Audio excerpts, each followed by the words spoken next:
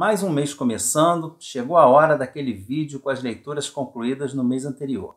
No vídeo de hoje, as leituras que eu fiz no mês de maio.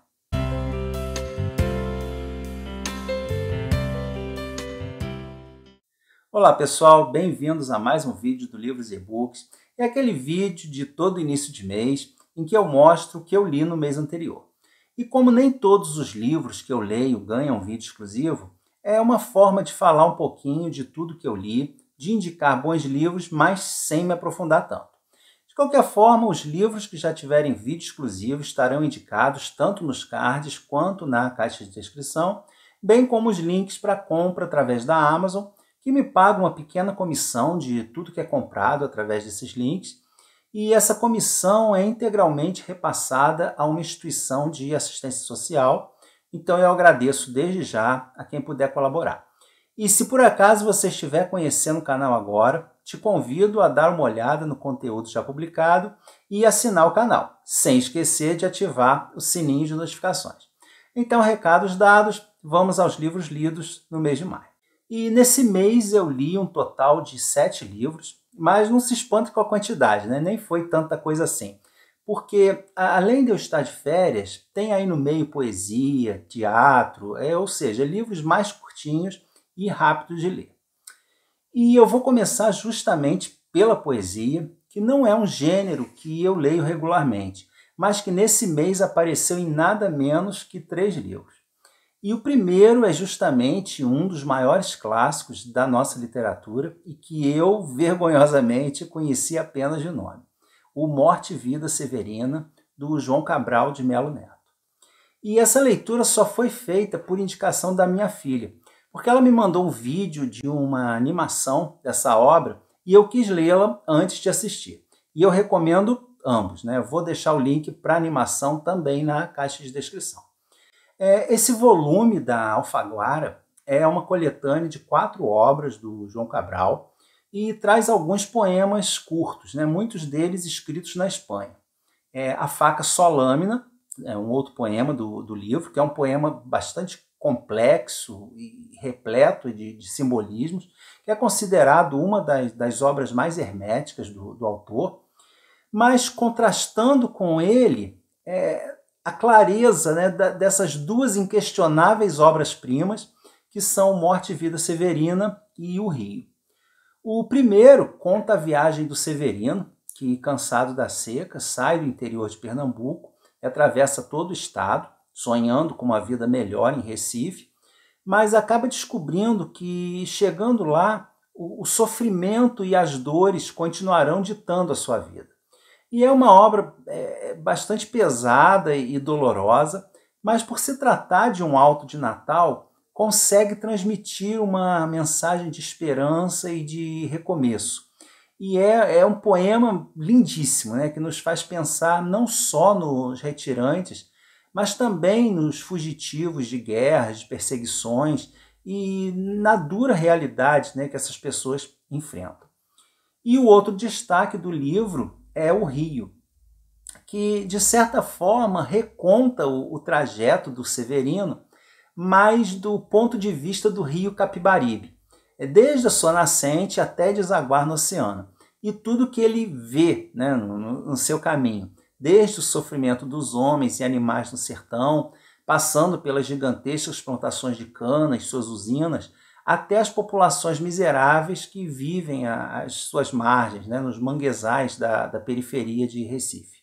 Então são poemas maravilhosos que eu me envergonho de não ter conhecido antes.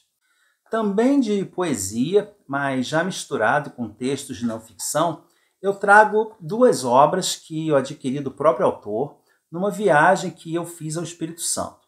E ambos são de autoria do cordelista Teodorico Boa Morte e trazem um pouco da história não só do Espírito Santo, mas do Brasil como um todo. E o primeiro deles é Insurreição do Queimado, que foi uma revolta de escravos que aconteceu em 1849 no Espírito Santo, quando um grupo de escravos foi enganado por seus senhores e por um padre, com a promessa de que seriam alforriados se trabalhassem na construção da igreja local, em seus horários de descanso. E no dia da inauguração, cerca de 300 escravos, né, revoltados porque a liberdade não era declarada, começaram um protesto que culminou com a queima da igreja. Os senhores chamaram tropas militares, né, que investiram contra os escravos, né, ferindo e matando a maioria. Houve reação e a luta acabou se tornando uma verdadeira guerra civil até a prisão e a condenação dos líderes, o Elisiário e o Chico Prego, que hoje são considerados heróis do movimento negro no Brasil. E essa história é contada aqui, primeiramente em cordel, mas depois nós temos alguns textos em prosa, como Uma Linha do Tempo, né, alguns textos sobre a história, e no final algumas imagens aqui para ilustrar, né, de obras, de quadros que foram feitos sobre esse fato. E o segundo livro é esse aqui, Igreja e Residência dos Reis Magos, que fala sobre esse local, que é um dos pontos turísticos mais visitados do Espírito Santo e é considerado o mais antigo conjunto jesuítico do Brasil, que ainda mantém as suas características originais. É um monumento que, como grande parte do nosso patrimônio histórico, está bem degradado, passando por obras de restauração, mas ainda assim mantém a beleza, né, da estrutura e do local.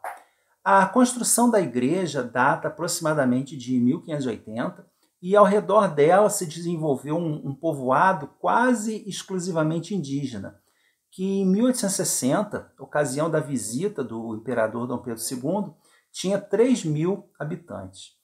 E esse livro segue a mesma linha do anterior, né, contando a história do local, aqui primeiro em poesia de cordel, e segundo com alguns textos da historiadora Sônia Maria Fernandes, e conclui aqui com algumas fotos, né, do Fábio Luiz Miranda Boa Morte, que é filho do Teodorico. São dois livros bem curtinhos sobre esses dois locais importantíssimos, não só para o estado do Espírito Santo, como para todos nós brasileiros, mas que são muito pouco conhecidos fora do estado. E para quem se interessar por esses dois livros, eu vou deixar também na caixa de descrição o contato do autor. E a próxima leitura foi Velhos São os Outros, que é uma não ficção, que foi um presente da Daisy, do canal Literanálise, que, aliás, se você não conhece, não sabe o que está perdendo, porque é um canal com conteúdo excelente, diferenciado. A Daisy é uma leitora madura, que fala muito bem e apresenta livros diferentes, né, de uma forma que nos deixa instigados a conhecê-los. Então fica a recomendação do canal Literanálise. Deem uma olhada no conteúdo da Daisy, que eu tenho certeza que vocês irão gostar bastante. O link está também na caixa de descrição. E, pois bem, quando eu recebi esse livro, foi uma grande surpresa. Primeiro porque eu não esperava receber um presente, né? E depois pelo título. Eu já tinha ouvido falar por alto do livro, mas eu confesso que ele não tinha me chamado muita atenção. Mas a Daisy me contou que é apaixonada por esse livro e que sempre o presenteia ou indica. Eu dei uma folheada e o livro já me fisgou logo nas primeiras páginas. Eu já conhecia a autora, a juíza Andréa Pachá, de nome, porque ela é minha conterrânea, né? Ambos somos de Petrópolis, e ela é bem conhecida na cidade. Ela passou muitos anos à frente da vara de família, mas eu não havia lido nada dela, porque eu pensava ser alguma coisa assim mais direcionada para o meio jurídico. E qual não foi minha surpresa ao me deparar com essa obra extremamente sensível, muitíssimo bem escrita e que nos dá muito, mas muito mesmo, no que pensar. A doutora Andréia trabalhou também na vara de sucessões, né, julgando aí inventários, testamentos, curatelas. E durante esse tempo, ela presenciou muitas histórias que foram coletadas e reproduzidas aqui. É uma coletânea acho que a gente pode chamar de crônicas do cotidiano de idosos, cada um com suas vivências, traumas, desejos, sonhos, experiências e dificuldades. Alguns totalmente independentes, outros vítimas de doenças, alguns bem-humorados, outros já desiludidos da vida. Enfim, é um grande mosaico da terceira idade. E esse é um assunto sobre o qual raramente nós pensamos, naquela nossa impressão de que teremos sempre a disposição e a vontade de viver que temos hoje. Só que o tempo é inexorável, a velhice chega sorrateiramente e quando nos damos conta ela já está instalada, alterando definitivamente não só o nosso próprio dia a dia, como também o das pessoas que convivem conosco, principalmente nos casos de alguma debilidade. E é então que, ao nos darmos conta disso, é que surgem inúmeros sentimentos, né? De carência, de tristeza, de abandono, de medo das doenças e da morte, diante dessa perspectiva de que o nosso tempo é cada vez mais curto e nossas dificuldades de lidar com as atividades diárias, mesmo as mais prosaicas, cada vez mais presentes e limitantes. E é isso que o livro faz. Ele nos traz essa realidade sobre a qual não pensamos, né? Mas que está aí batendo a nossa porta e que nós não podemos impedir de entrar. Mas o que poderia ser um árido emaranhado de textos técnicos com linguajar jurídico é mostrado aqui por uma perspectiva bastante humana. Então são histórias delicadas, algumas tristes, outras divertidas, né? Mostrando as alegrias, as dores, as descobertas, as perdas, né? que só quem já caminhou bastante pode experimentar. É uma leitura deliciosa, rápida, mas que eu não recomendo que seja feita de uma vez só. Muito pelo contrário, né? Eu acho que ela deve ser feita aos poucos, refletindo, né, sobre cada uma das situações apresentadas. Algumas podem até causar uma certa apreensão, especialmente para leitores mais rodados, né, como eu, que já estou chegando lá, mas no geral é um livro que transmite uma imensa alegria e vontade de viver. E terminada a leitura, eu tenho que concordar com a Daisy, é um daqueles livros que marcam, que nos fazem refletir e que volta e meia tiramos da estante para reler muitas e muitas vezes. Então, muito obrigado mais uma vez, Daisy, por esse presente magnífico que acredito que de outra forma provavelmente eu não teria contato. E depois dessa leitura mais reflexiva, vamos ao exato oposto, pura diversão com o Winnetou 2 de Karl May. Nas leituras de fevereiro, eu mostrei o primeiro livro dessa trilogia, essa edição bem antiga, que eu ganhei do Aécio, que é um seguidor no Scoob. Aliás, por falar em Scoob, o link para a minha página lá também está na caixa de descrição desse vídeo, para quem quiser acompanhar mais de perto as minhas leituras, pois tem muita coisa que eu coloco lá que não aparece aqui no canal.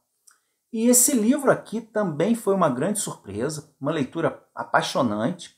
É uma daquelas histórias empolgantes, né, que nós não queremos largar enquanto não terminamos o livro. E eu gostei tanto que providenciei logo os demais volumes para dar continuidade à leitura. Então agora, em maio, eu li o volume 2 e eu pretendo ler o 3 em junho e depois trago um vídeo caprichado sobre toda a trilogia e o autor, que já adianto que tem uma história digna de ficção e que já começa pelo fato de ser um bang-bang escrito por um alemão. Essa trilogia é narrada em primeira mão, em primeira pessoa, pelo Mão de Ferro, que é o apelido de um alemão que vai para os Estados Unidos em meados do século XIX para trabalhar na construção de uma ferrovia. E após muitas aventuras e perigos, ele conhece o Winnetou, que é um cacique Apache. E eles se tornam muito amigos e irão viver muitas aventuras, tanto juntos quanto separadamente, mas com seus caminhos sempre se cruzando em vários momentos. E esse segundo volume dá continuidade à história iniciada no primeiro, mas ele é mais episódico, quase como se fossem contos avulsos, amarrados por uma linha, né, por uma história que tenta passar a ideia de uma trama única, nem sempre com muito sucesso, em alguns momentos. E o interessante desses livros é que, mesmo sendo livros de aventura, com todos aqueles clichês das histórias de faroeste, eles já traziam aqui e ali questões hoje consideradas avançadas e polêmicas, né, para um livro escrito no século XIX, como o extermínio de animais, colonialismo, respeito às diferenças culturais entre os povos e coisas do tipo. E também toca em temas históricos, né, como a Guerra Civil Americana, a apropriação de grande parte do território mexicano pelos Estados Unidos e o surgimento da Ku Klux Klan. Em resumo, é uma série que vale a pena conhecer. Mais tarde a gente conversa aí sobre essa trilogia. E dando continuidade ao projeto de ler o teatro de Agatha Christie, eu li mais uma desse volume, que tem 4 peças, e também o livro no qual a peça foi baseada, o romance Hora Zero, que deu origem à peça Hora H. Para mim foi uma história inédita, é um dos livros da Agatha pouco falado, mas que me surpreendeu muito e eu consideraria que ele está entre os melhores da autora. Mas nesse livro, o crime só acontece na metade, e o foco é dado em toda a preparação e premeditação do crime, culminando com o próprio crime, que seria a tal Hora Zero. A ação é centrada em uma casa na praia, onde um dos personagens, que abandonou recentemente a esposa por uma mulher mais nova, tem a brilhante ideia de reunir as duas para passarem as férias juntas e se tornarem amigas. E, logicamente, estão no local várias outras pessoas que, quando ocorre o crime, poderiam até ser suspeitas. Mas também aqui a Agatha faz diferente, porque aparentemente a situação é bem clara e o criminoso é evidente para todo mundo, menos para o superintendente Battle, que acha que toda a situação está ali simples demais, né? Está evidente demais para ser real. A peça aqui desse livro é bem fiel, logicamente com a trama bem mais simplificada, menos personagens e cenários, e com um final também diferente, como é costumeiro da Agatha nas adaptações das suas obras.